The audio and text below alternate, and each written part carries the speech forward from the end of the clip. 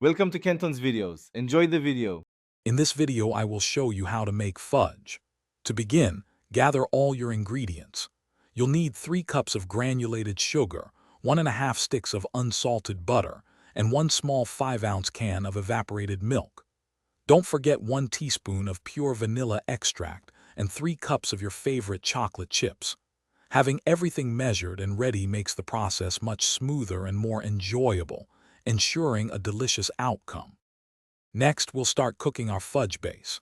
In a large, heavy-bottomed saucepan, combine your 3 cups of granulated sugar, 1½ sticks of butter, and the 5 ounces of evaporated milk. Place the pan over medium heat and bring the mixture to a full, rolling boil. It's crucial to stir constantly during this stage to prevent any burning. Once boiling, continue to cook for precisely 5 minutes, stirring continuously. Then, remove it from the heat. Now for the magic.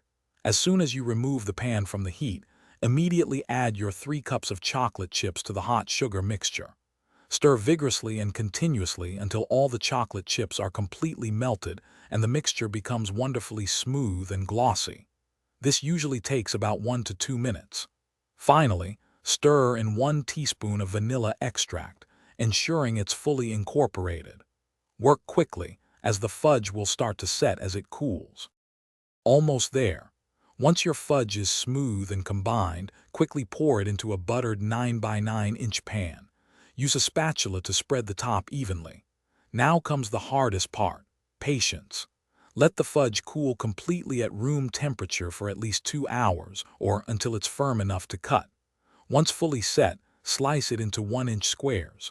Your delicious, homemade fudge is ready to be enjoyed by everyone. Thanks for watching. Consider subscribing if we helped you.